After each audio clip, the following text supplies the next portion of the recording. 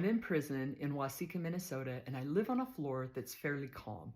There's probably about 80 people on that floor, and all of us would get up early, we go to bed early, and then 12 girls go to the counselor and ask him to move them all into a room that became available right across from ours. That's a pretty big room.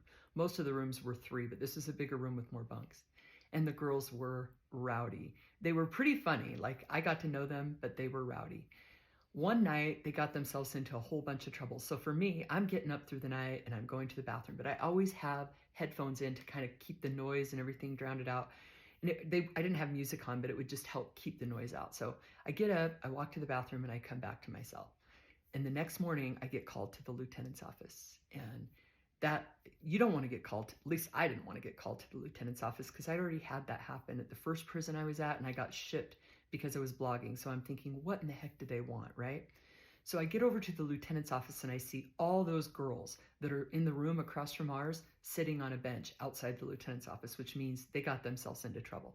So they call me in and I sit down and he's like, Louder, what did you see last night? And I go, what are you talking about? And he goes, we saw you on the camera get up and go to the bathroom. There was something happening in the room across from yours. And I go, I didn't see anything. I have no idea what went on.